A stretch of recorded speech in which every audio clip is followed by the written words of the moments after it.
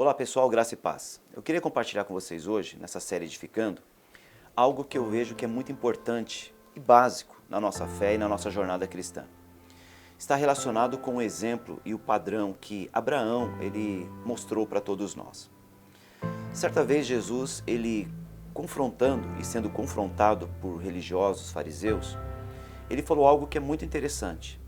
Ele estava numa discussão quando no capítulo 8, no verso 39, os fariseus disseram assim para Jesus: nós somos filhos de Abraão, nosso pai é Abraão.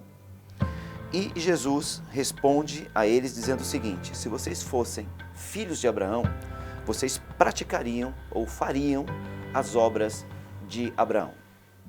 Nós, no entendimento mais ampliado das Escrituras, nós podemos ver que Abraão, de fato, é uma referência para todos nós. Se nós olharmos para o Velho Testamento, as duas figuras mais importantes, talvez, do Velho Testamento sejam, de fato, Abraão e Moisés. Mas Abraão foi aquele homem que iniciou toda uma história e foi o primeiro patriarca onde Deus focou na sua vida e na sua história para gerar os filhos que comporiam, a nação que Deus escolheu entre as nações, o povo que Deus escolheu entre os povos para revelar a sua aliança. E Abraão, ele foi chamado fora da circuncisão, fora do contexto religioso judeu, e Abraão teve uma marca fundamental que foi a fé. Ele simplesmente creu em Deus, ele acreditou naquilo que Deus disse para ele e ele correspondeu obedecendo a Deus na sua vida. E Abraão, dessa forma, ele se torna pai de todos aqueles que creem, pai de toda a fé em Deus, no sentido de gerar uma descendência, não apenas física e natural, mas também uma descendência espiritual. Nós encontramos, por exemplo, em Romanos capítulo 4, essa afirmação, que Abraão é pai de todos aqueles que creem, na circuncisão e também fora da circuncisão, ou seja, dentro da aliança que Deus fez com Israel e também fora. Dessa maneira, nós todos somos filhos de Abraão. Em Gálatas também afirma isso, que todos somos descendentes de Abraão no tocante à fé.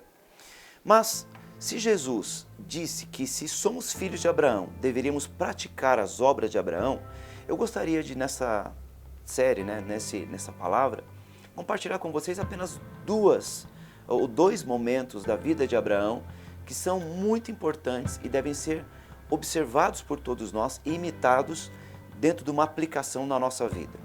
O primeiro deles está em Gênesis capítulo 12, onde começa a história de Abraão com Deus. Deus ele chama Abraão, onde no verso 1 de Gênesis 12 diz assim: ora, o Senhor disse a Abraão: sai da tua terra, da tua parentela, da casa do teu pai, para a terra que eu te mostrarei. E far-te-ei uma grande nação, e abençoar-te-ei, e engrandecerei o seu nome, e tu serás uma bênção. E abençoarei os que te abençoarem, e amaldiçoarei aqueles que te amaldiçoarem. E em ti serão benditas todas as famílias da terra. Assim, partiu Abraão como o Senhor lhe disse. Nós vemos nesses versos o chamado de Abraão e a sua obediência, a sua correspondência a Deus. Nós vemos que Abraão ele vivia num lugar onde a cultura e a religião daquele povo era uma religião politeísta. Eles acreditavam em vários deuses. Abraão estava mergulhado, inserido nessa cultura, que não apenas era uma cultura regional, mas também uma cultura familiar, posto que a sua família era fabricante de ídolos. E Deus, então, pede para Abraão sair daquela região, daquele contexto, daquela cultura, e Abraão passa então a andar profeticamente na terra que Deus daria à sua descendência. Bom, isso a gente conhece de uma forma histórica, na formação de um povo que Deus tinha já em mente, que começou com Abraão. Mas a grande pergunta é: o que este exemplo de Abraão pode nos ensinar? E como nós podemos fazer essa obra de Abraão que está aqui descrita em Gênesis capítulo 12? Bom, nós podemos fazer uma analogia e uma comparação com tudo aquilo que nós vivemos, onde é a nossa terra, onde existe uma cultura, um comportamento, existe uma forma de vivermos que nós podemos comparar com essa terra onde Abraão ele vivia. E quando Deus fala para Abraão, sai dessa terra, Muitas vezes na nossa vida, Deus fala a mesma coisa para nós. Sai dessa terra, sai desse comportamento, sai desse estilo de vida, sai desse meio em que você está para um lugar que eu vou te mostrar. A gente pode comparar, por exemplo, com a nossa própria conversão. Quando Deus nos chama, a antiga forma de viver, aquela antiga cultura que tínhamos para viver uma cultura e uma vida diante de Deus. É uma proposta que Deus faz para nós dizendo, sai dessa terra e vem para um lugar que eu vou te mostrar. Mas existem muitas outras terras que ao longo da nossa jornada cristã, Deus ele vai falando conosco, dizendo, sai disso, sai desse comportamento. Muitas vezes esses comportamentos nem são pecados, mas são comportamentos que limitam a nossa trajetória cristã, limitam o nosso propósito em Deus, e Deus fala para nós, sai desse lugar, vem para um lugar que eu quero te dar, vem para um lugar que eu quero que você habite, vem para um modo de viver que eu gostaria que você vivesse. Então Gênesis 12 pode acontecer em vários momentos da nossa vida e nós precisamos ficar muito atentos para corresponder com esse chamado de Deus para nós, né? Correspondendo e imitando o exemplo de Abraão, sendo assim de fato filhos de Abraão, indo para um lugar que Deus tem para nós. Veja, Deus tem um lugar para cada um de nós, Deus tem uma área, um comportamento, uma vida que Ele quer que nós experimentemos, que nós tomemos posse disso, mas para isso nós devemos sair de algumas condutas e comportamentos ou estilos de vida que comprometem com esse lugar que Deus tem para nós. Então, sempre na sua vida, avalie quais são as áreas que Deus quer que você deixe, que você saia, que você vire as costas para aquilo, para que você possa experimentar o que Ele tem para você. Esse é o primeiro ponto, o primeiro exemplo. E creio também que o segundo grande momento da vida de Abraão e o segundo grande exemplo que ele nos dá está em Gênesis, no capítulo 22, quando ele foi provado por Deus. Abraão ele esperou muito tempo para ter um filho.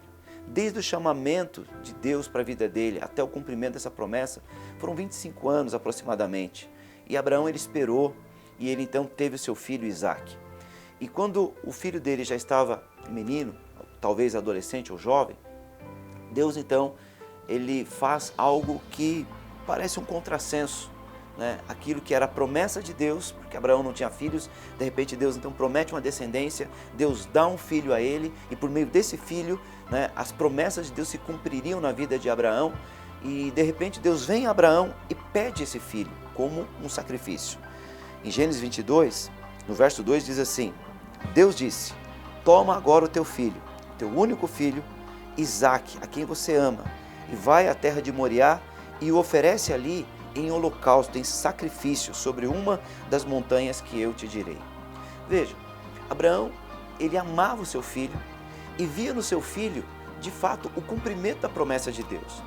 Mas de repente Deus aparece e fala, me oferece o seu filho em sacrifício. Em outras palavras, eu quero que você mate o seu filho para mim e por mim.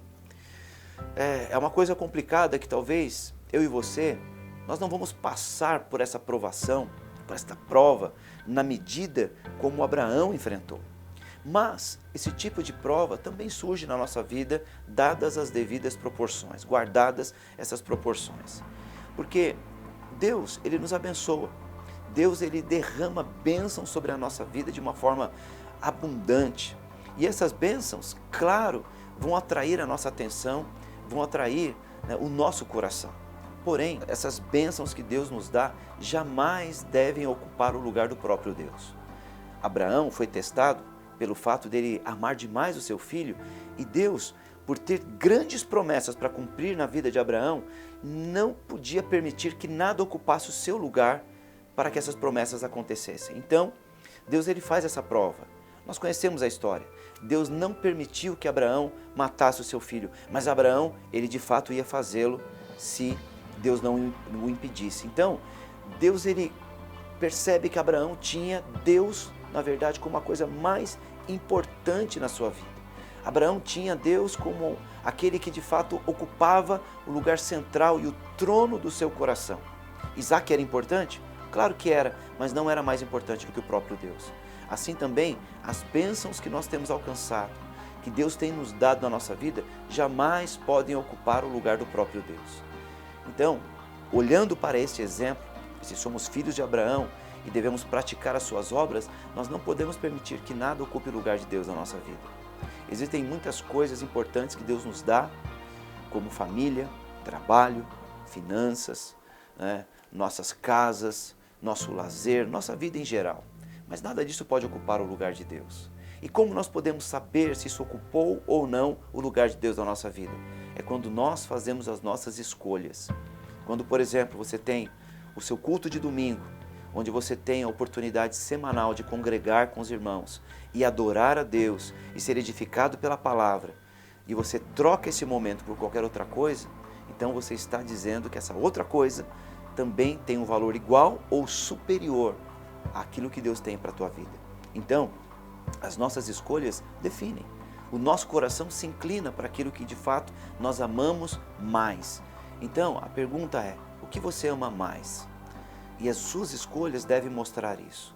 E quando nós então olhamos para nossas escolhas e vemos que algumas coisas têm sido mais importantes do que Deus, nós temos que reavaliar a nossa vida e nos arrepender disso, né? E sacrificar essas coisas. Em que sentido?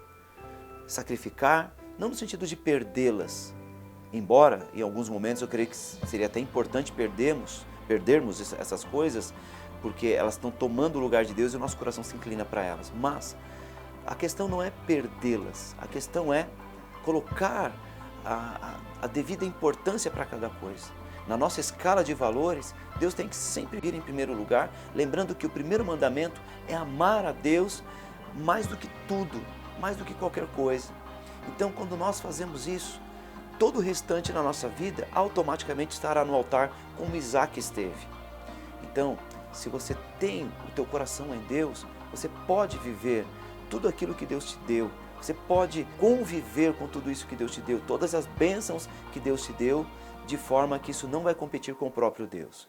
Nosso coração deve estar no altar e colocando Deus nesse lugar, nosso coração nesse lugar para Ele, com certeza nós poderemos experimentar todas as suas promessas nas nossas vidas.